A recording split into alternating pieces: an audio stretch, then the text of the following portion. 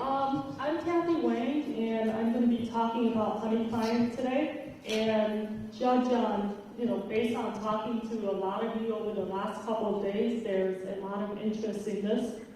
And so I'm going to do the best I can to answer all of your questions that you would have about honeyclients. Okay, so here's the obligatory overview, and everyone has them. But what I really want you to get out of this talk is to understand, first of all, what a honeyclient is. Because I think that this is probably the first publicly done talk of honeyclients that's longer than 5 minutes. These 5-minute talk sessions are kind of popular at a lot of different conferences these days. And also, I want you to understand how honeyclients work. I mean, what do they do? How are they useful? And what can we do with them as a community to help ourselves?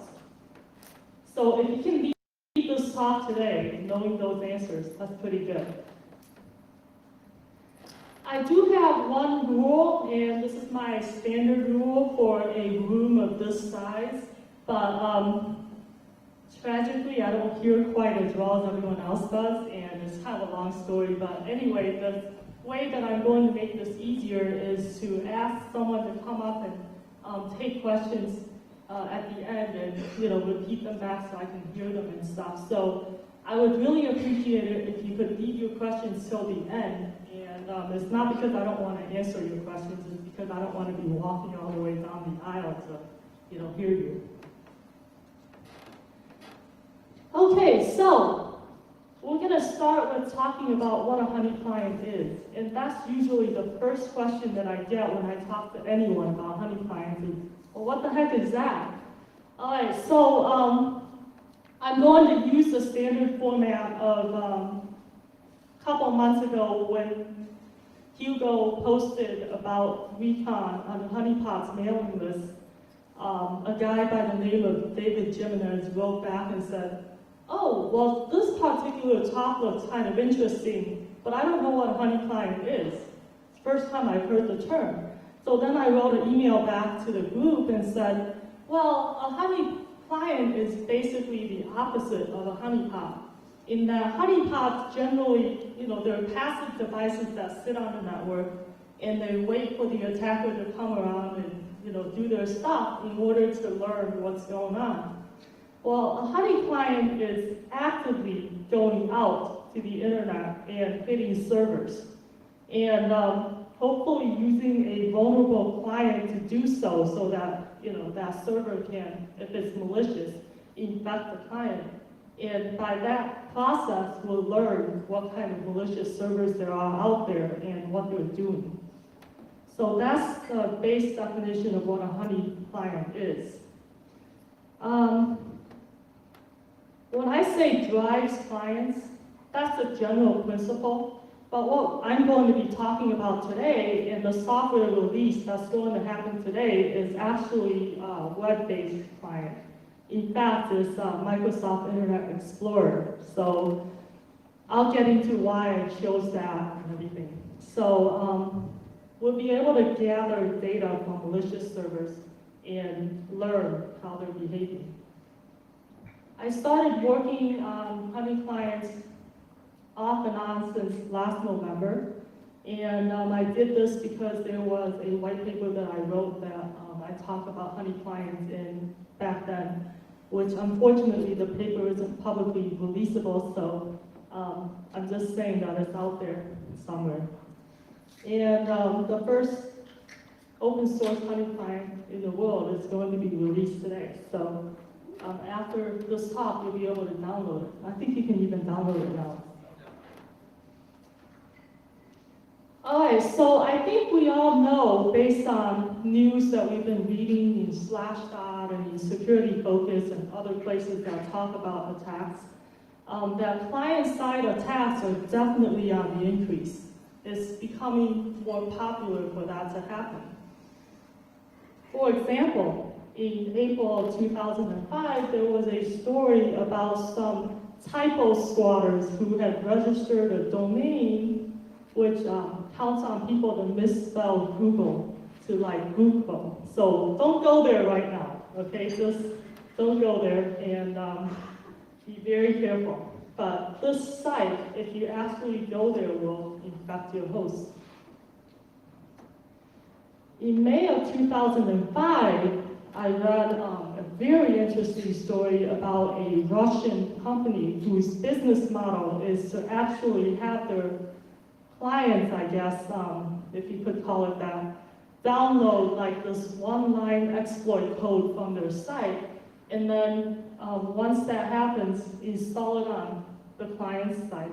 And once vulnerable clients come over and hit that site and get infected, then those targets are used as part of a botnet that the Russian company controls.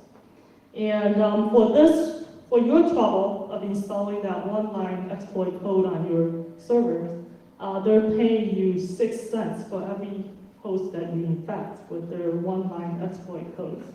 So I think this is definitely a very interesting business model. I don't know how long it's going to stay up, but I just checked before I came out here, and it was definitely still up, so I don't know what's going to be done about that at all.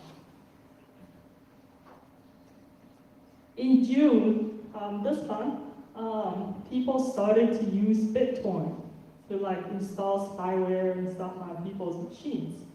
And I'm actually kind of shocked that this didn't happen till now. I mean, I'm just like, well, lots of people use BitTorrent, so why didn't this happen sooner? Like, you know, the thing is, as much as we don't like them, the spammers and, you know, people who do bad stuff like that, they're pretty smart. I mean, they're not really stupid. They gotta make money somehow, and that's always a really big motivator for writing stuff that exploits vulnerable clients. So in July, I don't know what there's going to be, but I'm pretty sure there's going to be something else. And beyond, so August, September, whatever, we're going to be seeing more of these things on Slashdot and Security Focus and other similar sites. I know that's true.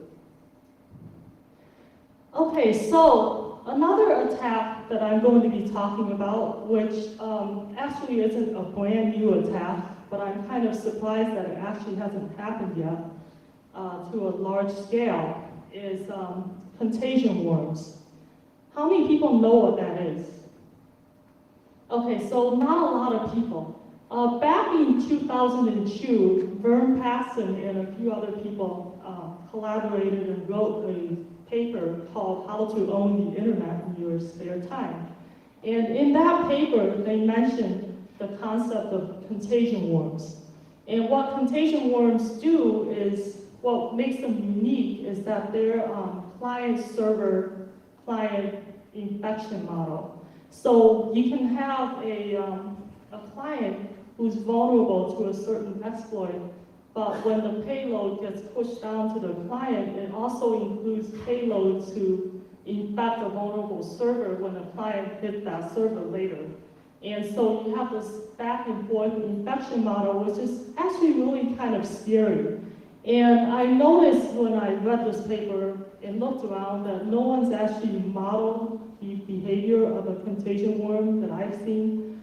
So I took the liberty of making a few assumptions for numbers and using simple plotting utilities to see what kind of growth pattern we could expect to see from something like a contagion worm.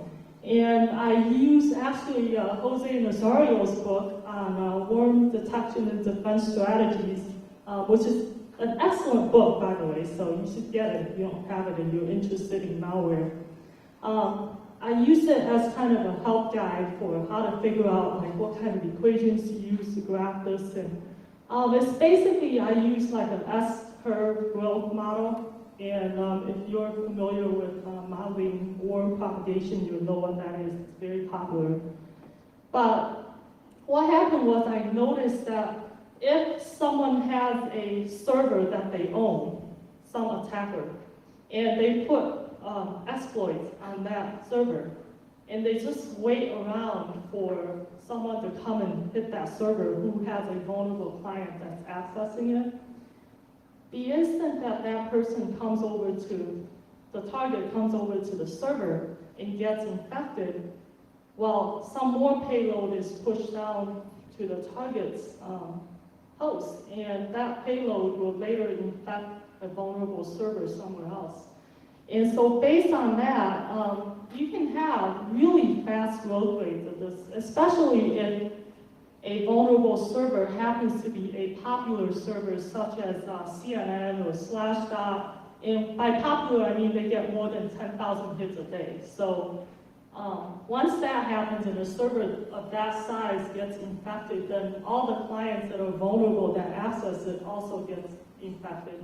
And then you have this wheel and spoke model of infection, which is just really bad. It was something like, I think it was something like less than 15 minutes to get 80% of all of the clients infected. And I spoke to some people where I work at who are experts on worm propagation, and they told me that basically if it's under an hour for widespread infection, then it's not enough time for incident response to take care of it. So it's too late for anyone to do anything about it. So it's pretty serious. But I haven't really seen this kind of infection going around. Anyway, some of the assumptions that I made was that there's 1 million vulnerable clients in the world. And when I say vulnerable clients, I mean, for my model, I said IE. And the reason why I said IE is because I looked at security-focused vulnerabilities for IE in the last 6 months, and I noticed that there were like over 50 serious vulnerabilities for IE. So I was like, well, you know, an attacker would probably target IE, so why not? And also, it's very popular. 90% of all web browsers out there are using IE. And there's 1 million vulnerable web servers out there in the world as well. And I think what I tried to do is err on the conservative side of picking these numbers, because I don't want to pick numbers that are overestimating, so that it's just, you know, like a running around sky is falling down kind of estimate. I don't want to do that. So when I say that there's 1 million vulnerable web servers, I'm specifically thinking, say, Apache web server, because 60 or 70% of all web servers deployed out there are Apache, according to Netcrack. And so the attacker would pick something that's popular. And over the last 6 months, there's been something like 4 serious vulnerabilities for that particular web server. So looking down here, and I don't want to focus on this too much because this talk is really on honeyclients, but I did want to make a case that clearly there's a need to study these kind of client-server exploits, because we're getting to the point where we have a better understanding of server-side exploits. I mean, honeypots take care of that sort of research problem where you have a honeypot and you watch and see what people do to your servers when they come over. Well, I think we understand very little about client-side attacks, so I'm trying to do something that will address that. So, how will honeyclients help? Well, for one thing, it's a proactive kind of measure to use honeyclients. When you're using detection devices like honeypots, IDSs, and stuff, most of those are signature-based. So by the time you know what the signatures are, it's already been seen, you know, it's already been understood. That's how you can develop a signature for it. But if you do like proactive monitoring, then you may be in the position where you would find something new that not too many people have seen before and or understand. And you could do your part by helping to submit that data in so that the rest of the security community can get a better understanding of what that is. So you could even discover 0 days with honeyclients. So that's very important. And while this honeyclient release today is based on HTTP, specifically IE, that's not to say it's limited to only IE. It can work for any client-server model. So I'm thinking things like peer-to-peer applications, you know, like BitTorrent and stuff. And So we could definitely be extending the functionality of honeyclients to those other applications as well. Some design decisions. Besides talking to the honeypot mailing list, I also have been talking to Thorsten Holz, who is one of the founders of the German HoneyNet project. And we went kind of back and forth on email about maybe what was the best way to do this. And I've always thought that the best way to implement this was to actually drive the client out to like hit the servers. And the reason why is because this makes it very highly interactive. My next slide is going to be about like what's low interaction anyway. But we decided that high interaction is way better than low interaction for a lot of things and for a lot of different reasons right now. And another design decision is integrity checks. So if I'm going out there and hitting servers that are malicious, I want to know what they're doing to my hosts, right? I don't want to find out about this after I hit other servers. I want to find out after each server that I hit that's malicious. And so the decision about how often I should do integrity checks on the host had to be made as well. And I'll go into more detail about that later. Now, for IE, initially, what I had hoped to do was take their cache file and take that list of URLs that IE actually visited and use that as, oh, here's all the sites visited, and store that information. But then when I actually accessed that cache file, it was stored in binary format. And I couldn't read it and didn't want to deal with that kind of format. So I decided it would be easier to implement a simple TCP proxy in order to store the URL information and be able to parse things from traffic. Okay, so low interaction honeyclients. Why would that be useful? It's not that it wouldn't be useful. I just prefer to do high interaction for this particular implementation. And the reason why is because with low interaction honeyclients, we tend to have more of a signature-based architecture, because if you're using, instead of driving the actual web client like IE, you're doing things like wget, curl, and curl HTTP module. Well, those aren't actually really IE, so they're probably not going to get infected by the malicious server.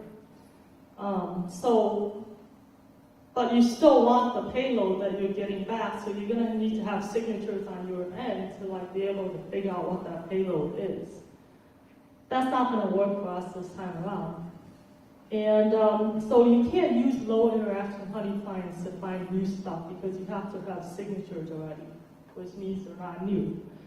And it's useful for gathering stats on, like if you had a good database and you were interested in gathering stats on known pieces of exploit, well, so how often do I see this particular exploit?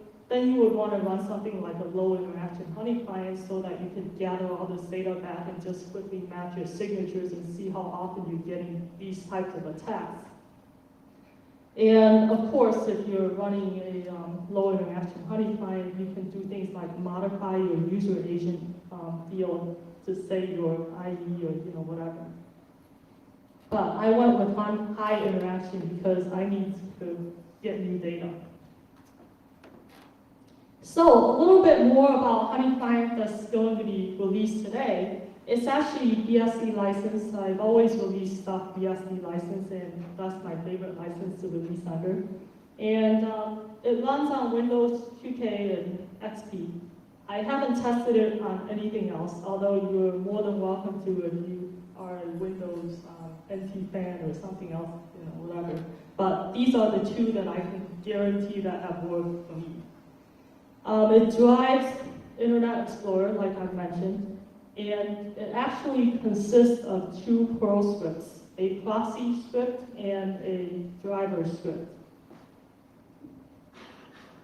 For more detail on the scripts, I'm going to go into the program flow and show you exactly what the two scripts are doing.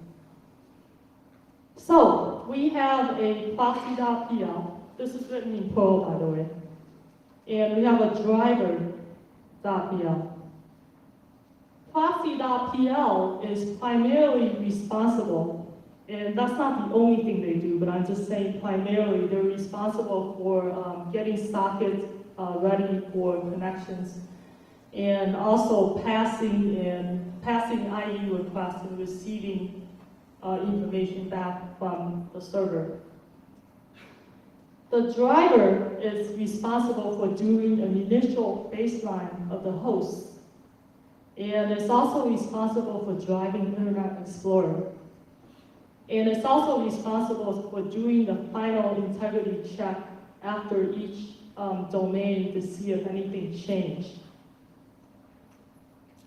So the first thing that happens is when you're running honeyclients for the first time, a baseline gets created of your host. And this baseline consists of your files, and it also consists of your registry key values. The files you specify in a text file called checklist.txt, which you create yourself, and you can put in there C:program files, C:windows, whichever directory you want to actually be checking the files for changes in. So you have to do that. Now, the next thing that gets done once you kick off the script, you run proxy first, then you run driver. Domain file gets created. And what domain file is your domain, your official domain. So if I try to go to www.synaplab.net/Kathy, it's www.synaplab.net. So that gets created. And then proxy finds domain file and prepares the sockets for connection.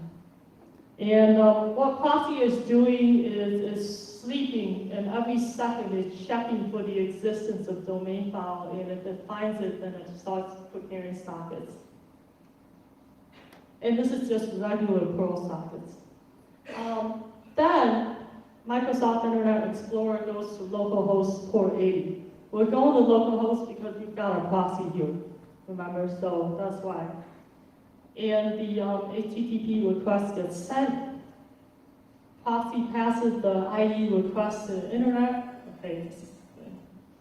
Okay. Then the response comes back, and proxy parses the response and saves the URL information to internal links file and to an external links file.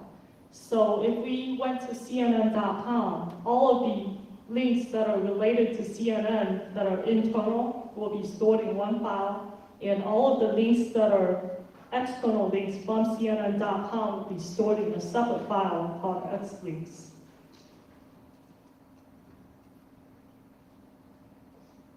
And then driver accesses the internal links and external links file. Or if it's the first time that you're running this script, then it actually shifts your user input off with the domain name that you specified when you ran the script. And as driver is reading this information, it's also deleting it as well. And driver will exhaustively visit the internal links until the site is crawled, at which point it will delete the file, and then it'll go to external links, take that first entry and put it into internal links, and then start over again with all the parts that I outlined in red. So it'll do step 2 through 7 over again. So it's not that complicated. It's just going through this cycle and visiting each link. And what I have in the script is an option. -R is the recursive option. So if you want to exhaustively crawl everything, then you use the -R option. But if you're running this for the first time and you want to see how it behaves, don't put a -R in there. It'll just visit the domain that you give it in your input for the command. So that's how you can do testing. And I put this proxy done file in here because that's the idea, is that I'm going to have a proxy done which will actually end driver.pl and proxy.pl, but I don't have that implemented yet, so right now just Control C. Anyway, so that was the process flow. And here I'm talking about integrity checks, how we're going to do that. Well, you already know that first we need to do a baselining of the host, the files and the registry key values. And, whoops, I have in here the files are MD5 hash, but they're actually not, right? They're not. They're like Perl hashing, so, yeah, so, okay. Anyway, okay, so you want to check the files and registries after each domain is fully crawled.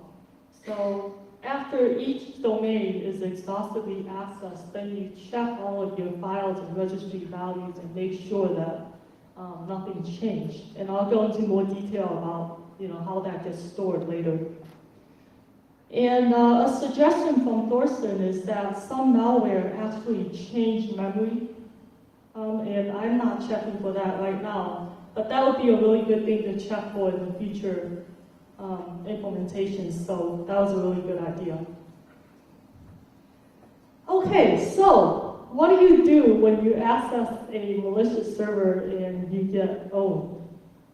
Well, there's 6 different files that get dumped out, and they involve file hash changes and registry key value changes, and any registry key added or files added, and any registry keys deleted and file deleted. So all 6 of those things are stored and then written out to a final text file, and that makes it easy to read. It says, okay, here are the registries that were modified, and here are the files that were modified, and here's the ones that were added and deleted. So you have the whole list of everything. And in addition to that, there's also another file which will show you all of the different URLs that you just visited from that domain.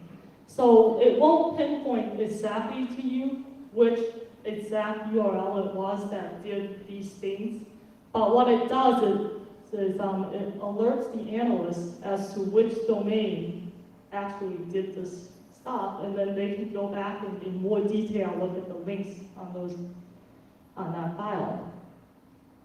I've had people ask me about how to do that, so I put that slide in.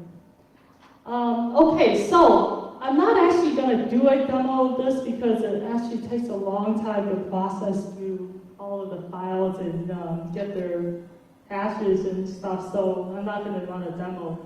We could be sitting here for a while. But I'm going to show you how it works. So if you look at the top command window, you run proxy.pl first, and that starts up the proxy, and the proxy is now, every second checking for the domain file. So then you start up your driver.pl, and in this case, I didn't put in the -r recursive option because I'm testing. But then you put in your domain, www.cnn.com, whatever. And then it says it's hashing files, searching registry, initializing, and then it'll show you all of the links that it visited. And just to put a little more detail on this, I know it's maybe a little bit hard to see, but this is a BMP image, so I can't make it bigger. But anyway, you can see here that IE is going to be popping up in the background while you're running this each time that it's accessing. So you see this continual pop-up of IE, although you don't see it here. But then you see all of your visited links from internal and also from external, so you can see all of that information when you're running this. Okay, so how did I go about testing this? I mean, how do I know which sites to go to get owned? Well, that's actually not that easy to do. I thought it would be easy, and the first thing I did was, oh look, there's this Russian business, that's giving you a one-line exploit code, and you can download it and look at it. So I was like, okay, let me go to that site and see what I can download. So when I went to that site, they didn't let me download anything. They had on there what's your name, your last name, your address, your phone number, your email. And I was like, I'm not going to give them that information. I mean, what they wanted was they wanted to call you to talk about the business plan, and everything. And I was just like, no way. So I didn't actually manage to get that from them. If anyone does want to have a throwaway email address or something, and don't mind, I'd like to see it. But I thought another thing that I could do was hit the porn sites. And, so that kind of like it consisted of pulling up Google and putting in, you can imagine search terms, whatever. And then coming up with this list, and I thought that maybe the first few pages were going to be actual legitimate, porn pages and stuff, so I wasn't going to go visit those, and, they probably won't do anything besides say, hey, subscribe to, whatever. So I went to like page 20 or page 15 off the Google search link because I thought maybe all the really bad stuff was way in the back.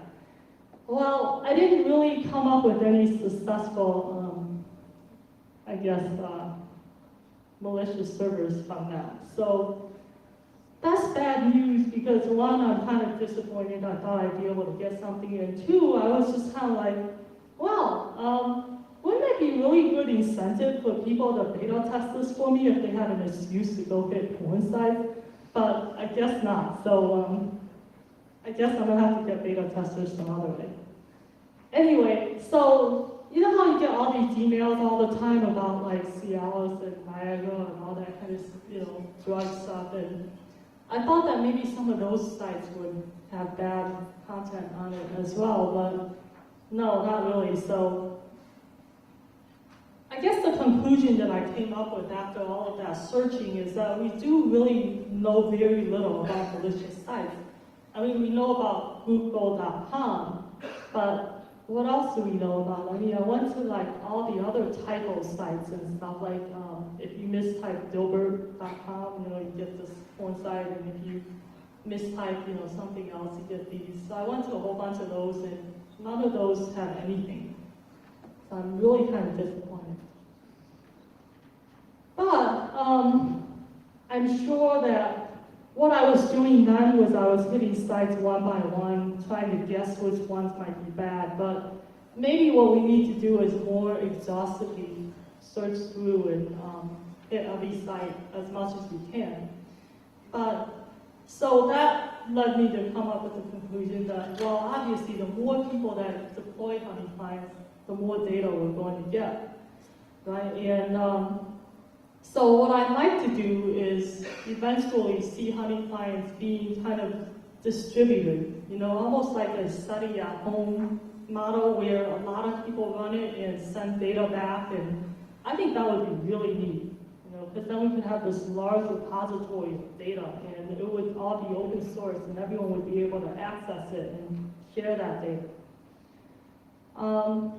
And also, one thing I thought of is that if honeyclients are deployed from different locations, then we have less of a problem of if the attackers say, oh, I don't really want a honeyclient hitting my malicious server, so I'm going to block IP addresses for these things. So if we have a more widespread deployment of a lot of different places, organizations and stuff, then we have less of a chance that one IP address is going to block us.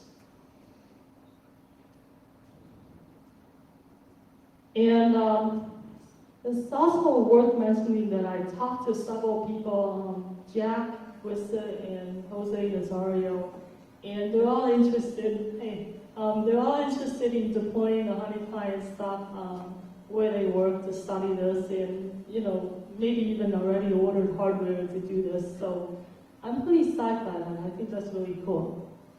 But I do want, and I warned them, I said, this is like a prototype, okay, that, because this is a new idea, and, people haven't talked extensively about this, and there hasn't been a lot of research done in this area. So what I did and released today is a prototype, so don't expect it to be like production quality. So I wanted to make that point to you too. But there's a lot of things that are still left to do for this, and I don't think that this list alone, the next 2 pages, is going to be it either. This is just what I have on my plate right now. For one thing, I wanted to check the memory space for integrity checking, and thus I talked about that earlier. Some malware do alter memory space. Now, also, we want to have the honeyclient send logs to Linux hosts. And the reason why I say that is because when I'm running honeyclients, I like to run it in a sandbox environment so that there's less of a chance of, cross-infection outside of that host. But, so I install it in VMware, and so Windows XP is a host in VMware, virtual host. And then the actual host outside of VMware is a Linux host. And so having the cross-platform thing, I think, would help. And so right now, all the logs are being stored in that XP virtual host. So I'm thinking that if an attacker, if it gets owned, that the attacker says, hey, I'm just going to go and delete all of these files. Well, I don't want that. So future implementation is going to have all of the logging go out to the Linux host so that it's not so easy to just go and delete it. Also, VMware image reloading. Every time this host gets owned, I don't want to be sitting there manually reloading VMware. Okay, so it sure would be nice to have an automated, process to do that. But that itself might introduce some security vulnerabilities. For example, if you're going to be reloading VMware from Linux, you're going to have VMware listening. You're going to have a listening service set up to figure out when you need to reload and all that. So that itself could be a potential security vulnerability. So what I'm planning to do is have some people who are expert source code auditors, look at this and see what they can figure out if there's any vulnerabilities there. Another thing that would be nice to do is right now we're collecting all of this data from honeyclients, but we don't really have a back-end database to store all of this data. And what's going to happen is initially when we get this data back, we're going to say, okay, we went to this site and all of these changes happened. So this site did all of these things.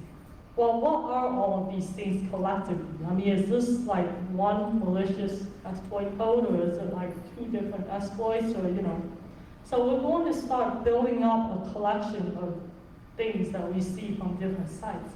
And after a while, we'll probably start seeing similar things.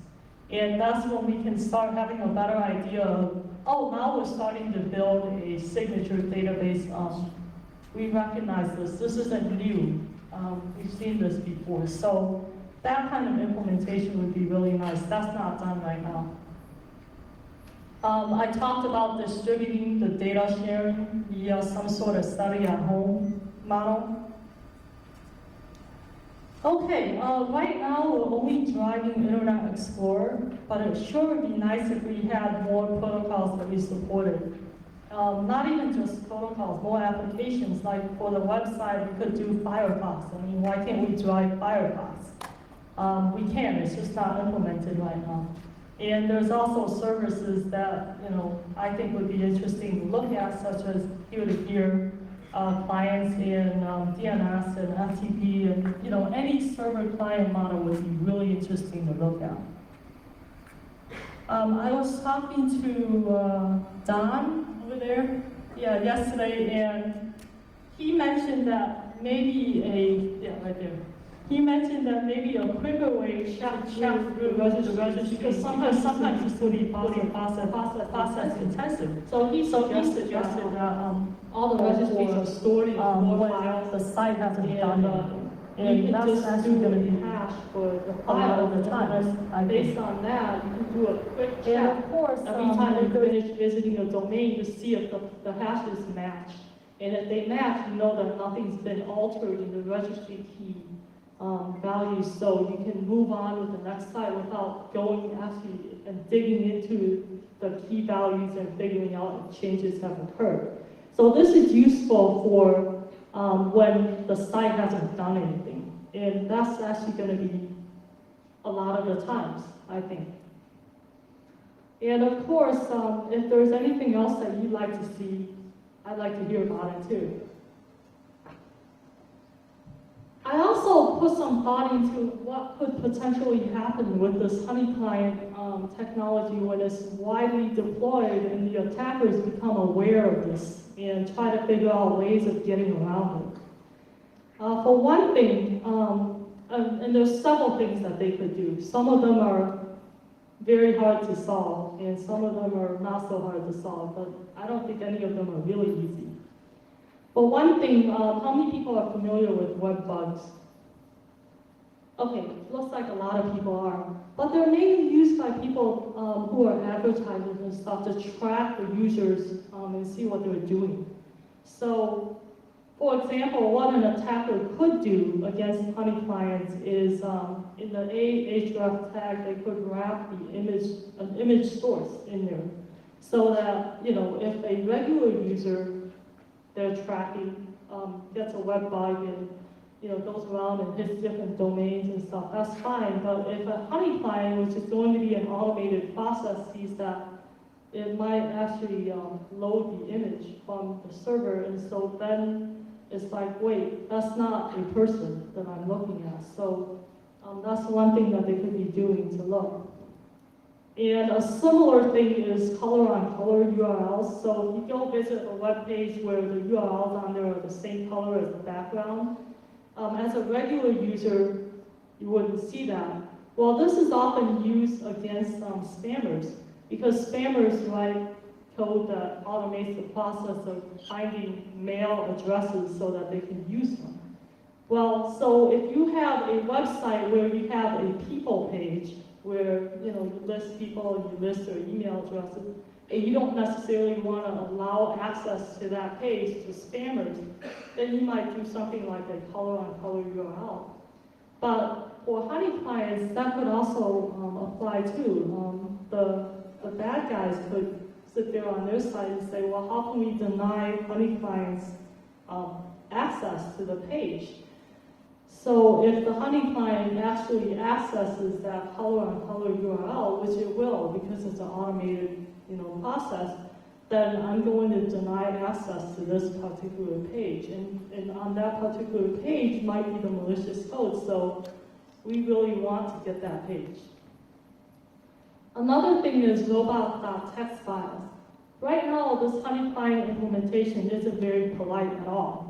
It'll go out there and it'll access, the domain and not care about the robots.txt file.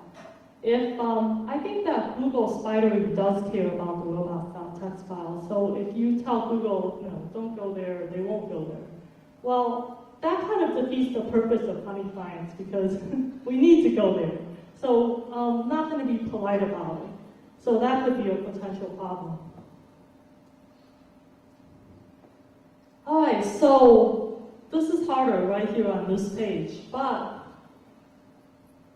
how do you model human behavior for honey clients? I mean, how do you tell a honey client to behave like how a person would behave when they're accessing a certain site?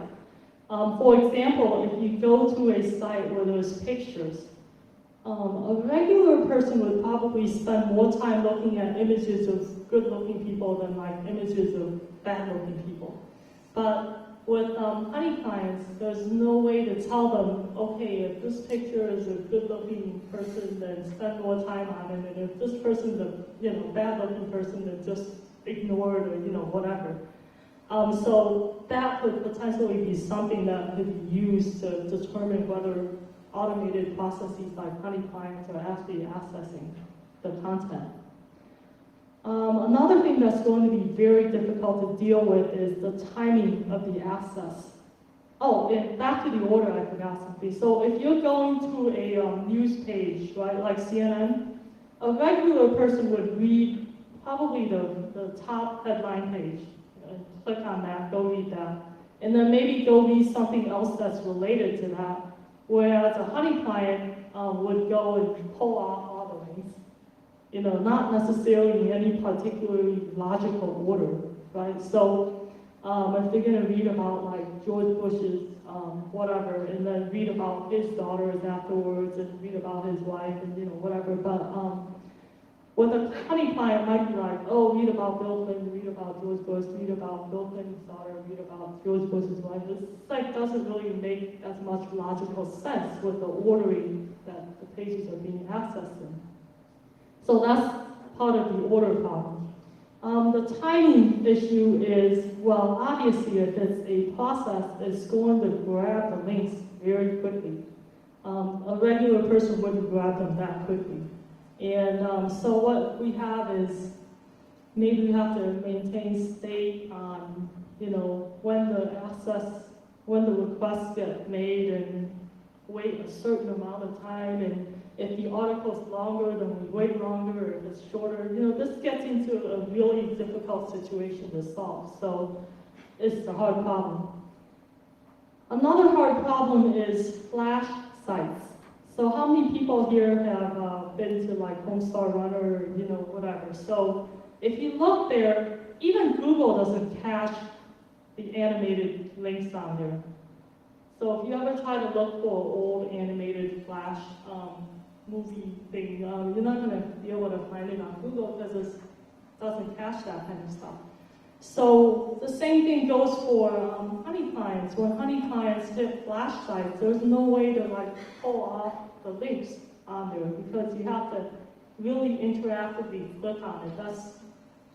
That's totally not that easy to do. I don't know of any research in this area, but I would certainly be interested in reading or hearing about what's being done for storing this type of data.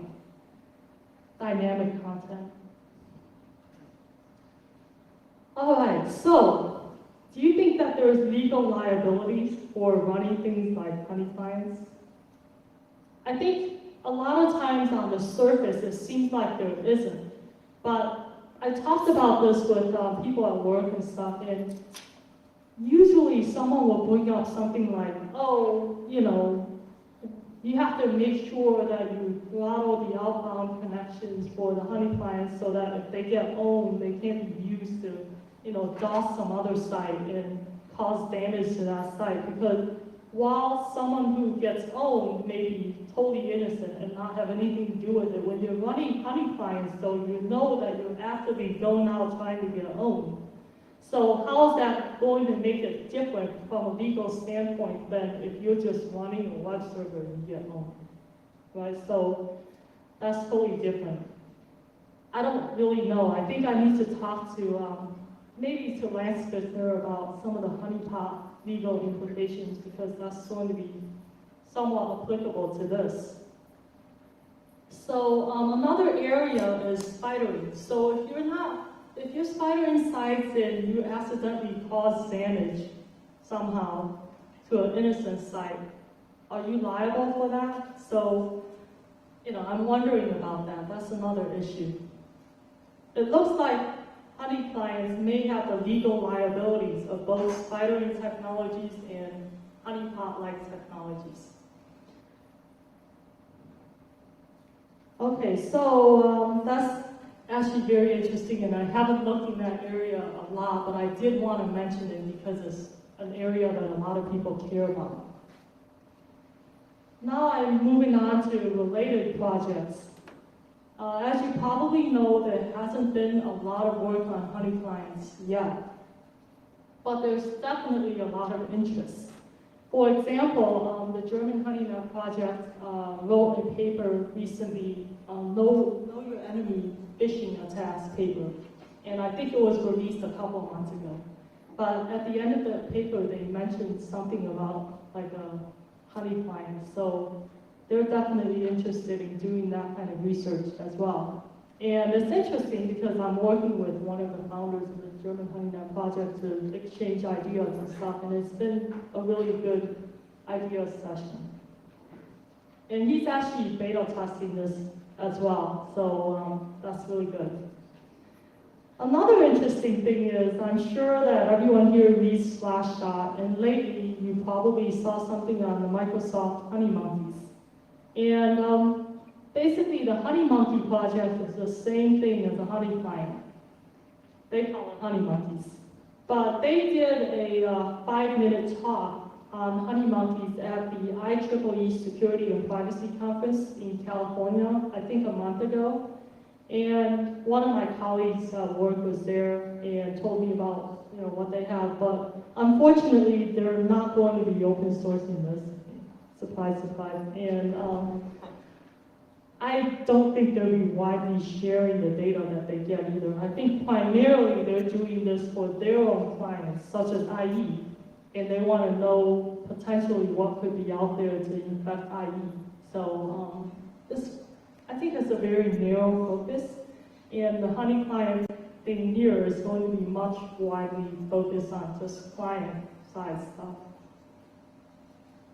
Oh, another interesting thing is I thought in the overview you'll notice that they have tools linked and they have publications and stuff. So I tried clicking on them and accessing. Oh wow, they're going to release something. So I clicked on it and there's no content. So I don't know. I don't know if it's like a PR move or if it's like they're really going to put stuff there. This is really interesting. A month ago, Hugo sent me this email and said, hey, look, someone linked to your REcon speaker page from Microsoft. And I looked at it and said, oh yeah, no kidding, they did. It's actually an internal link, so unfortunately I couldn't go look at it and see what they wrote about honey clients. But I did notice something really interesting. Apparently, whoever that was in Microsoft was using a Mozilla browser. Okay, so I brought that up to Todd over here, and he said, well, I mean, they dislike Papa just as much as everyone else. I'm like, well, why couldn't they do anything about it? Anyway, so my take on this is, wow, like the REcon guys have been just really great at publicity for the whole conference. I mean, that's been my experience with this, and I'm really appreciative of all the publicity that they've done. And they've managed somehow, I don't know how, but they got enough Google juice somehow to when I do a search on my name, the first link is my speaker page at REcon. It's not my weblog, which has been around since 2002. And was until very recently the very first link off of a Google search. So somehow they got the juice. I don't know how, but speaking of juice, I got a really interesting story about Google. I met Larry Page, co-founder of Google, a couple years ago at a mutual friend's wedding. And so I talked to him a couple years ago. I was like, well, geez, I think Google's really great and everything, but I'm kind of annoyed that when I access, when I do a search on Kathy Wang, I'm like on page 5. What's going on there? Can't you help me out? Then we go to the same school and everything. And so 2 weeks after that, I noticed that I was like on the first page, second entry. Wow. Okay, and then like a week after that, I was actually the first entry on the first page. So when people ask me, how did you get up there? Because Kathy Wang's a really popular name, and I'm like, because I talked to Larry, that's why. So that's my Google story. Anyway, I think that honey clients are really cool, and that there's like a whole lot of potential for what we can do with it. We could be gathering data in distributed environments and sending all of that data back in. We could implement it so that we have smaller nodes collecting data and then sending to larger supernodes, so that not everyone's sending to one place. That would be good. And I talked to Jack Whitsick, who did the presentation on the visualization. And he's very interested in taking the data from honey clients and seeing what he can do to visualize that data. And I'm really excited to see what that's going to look like. Because for me, so far, it's just been crawling around and seeing what I can find. And I do find it difficult to find malicious sites just off the top of my head. I mean, I don't know where they are. I don't know if any of you know where they are, let me know. Okay, good. That'd be great. A database that would be available to everyone. I mean, I remember, I'm going to download Adaware from Lavasoft and check to see if anything's been installed on my system. But if it has, I don't know how they're figuring that out. They're not sharing their algorithm. They're not telling me, what they're doing. So I'd like to know that kind of answer myself. And this goes back to what Ryan Russell was saying during his keynote yesterday about reverse engineering. I mean, why do we want to do reverse engineering? I think the answer is because we all want to share knowledge to some extent, right? And that's why we're in this field. And to share knowledge is to actually make this a stronger field. So that's why we're all interested in doing reverse engineering. And of course, it would be really nice if there was a framework for doing modularized client support. So if someone was particularly interested in providing a honey client for BitTorrent or something, they could do that fairly easily without having to really integrate with a lot of the code. They can just use calls from certain libraries and stuff. So I hope that there's some interest in here about at least running it and seeing for yourself what kind of data that you can get. That would be really great. Even if you're not going to send the data back, I think it would still be really informative for you to run this tool and see what's out there. So I've put up a honey client development project page, which is actually available now, and it's at honeyclient.org. That's the site. And what I hope to do there is to, on a fairly regular basis, update with news like I've shared with you today about what's going on with the latest client-side attacks. And from that page, you'll also be able to download the latest tarball for clients, honey clients, and you can see that's up in the right-hand corner. And also, there's a mailing list for honey clients. So I will be running a mailing list for the first time. So it's at honeyclient-subscribe@synapplabs.net. So if you go to that page, everything's there. And here's the mailing list. There have been actually a lot of people over the last couple of days that I've talked to who have had really interesting suggestions and really good ideas. And I kind of made these slides beforehand, so I didn't put all the names in here, but I would love to hear from you. And if you, tell me about your ideas and stuff, I'll put your name in here next time. And, so that would be really great. So now I'm going to ask Todd to come up here and repeat the questions for me so I can be sure that I hear them correctly.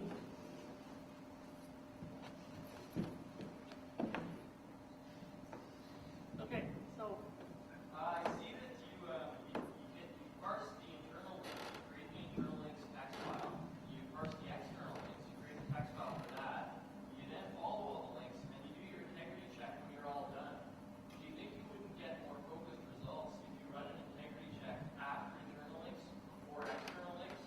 We've seen malicious code that relies on previously installed malicious code. Your external link server may only install something if your internal link server gave you something in the first place. And if you don't integrity check until the very end, you may not be able to separate the two in your results. The question was, wouldn't you get better integrity checks if instead of doing an integrity check after each link, waiting until after all the internal links have been visited and then doing an integrity check? Was that the question? Yeah, do one after internal and then again after external. Oh, external basically runs forever. But okay, that's a really good question, and I'm sorry I didn't answer that well enough in the presentation, but I'm actually doing the integrity checks after all of the internal links have already been accessed. So I'm not doing it after every link, because that would just be way too inefficient. So when you do the integrity check after the whole domain and all internal links have been accessed, then you can give the analyst a list of potential URLs that might have caused the problem, but then they can zone in on that particular domain. Okay. Thank you. Any other questions? Yeah. Okay. What kind of access mechanism of IE are you using? Are you using the API? Are you actually putting events onto the event loop? How are you driving IE? The question was, how are you actually driving IE? How do you actually get it to start up and access those links? Okay, I was originally going to drive IE by using system or, backtick or something like that. But what ended up happening was that when I did that, it crashed, Perl, site faulted. So I was just like, oh, well, that's not going to work. So what I ended up doing was using a Perl library, what's it called again? Let's see. Let's see. Oh, it was 132 job was the name of the module. So if you use that module, then it has like ability in there to watch and like kill the process properly. Because I wasn't able to kill the process with the system or backtick stuff. Every time I tried to do it with like kill or kill job or something, it would site fault the Perl. So I didn't want to deal with that. Does that answer your question? Ryan? Do you have a mechanism in place to deal with any yes/no questions that pop up? And related to that, do you have a default set of security settings and patches you'd like to use? Two-part question. First is, do you have any way of dealing with pop-up boxes that are asking you for yes/no questions? And the second question is, do you have any recommended standard security settings for IE that you run this under? No, I'm actually not dealing with the pop-ups right now. So no, for that one. And then like as for security settings, I'm actually using IE6 unpatched on Windows XP fully unpatched because I'm hoping to get home. So I don't want to patch anything. Oh, okay. Instead of using integrity checks after the system is run, have you looked at using a system called profiling? So you might be able to find out earlier that things are behaving differently. Have you thought about, instead of using integrity checks, to check files, to intercept systems, to do system call profiling so that you can figure out that there's been some abnormal behavior from within IE, so that you know that before the damage has been done? No, not yet, but that's an interesting suggestion and I'll look into that. This is like a barely working prototype right now, so. In the back? Just had a couple of suggestions. One relates to secondary testing of URLs finding suspicious by analysts. Another issue is the arm race. Some IE exploits, I think one in particular, URL on overflow, I think it's MSO315, is caused by actually server response, not necessarily the page. It's log values in the content type and content disposition fields. So when the analysts go back and check these suspicious URLs, you should also take a look at the server response to make sure those are captured so that they can have all the data in case the exploit is actually in the server responses. Okay. That's more of a suggestion than a question, yes? That's right, yeah. Yeah, it was a suggestion to, instead of just caching the URLs, to cache the entire server response, because some exploits, some vulnerabilities in Internet Explorer have rely on fields that are not within the page content or within the URLs, but are actually parts of the server reply string that can exploit that. So by saving all those values, you gain more data for the analyst about what actually owns the process. I had another idea for your arms race slide. Have you conceivably see that as the idea of honeyclients gets out there more widely used, we can gather some really good data to understand client-side exposures that people have set up a malicious sites may start to think, okay, I'm thinking, if I was a guy setting up a malicious site, I start to think in terms of web app security and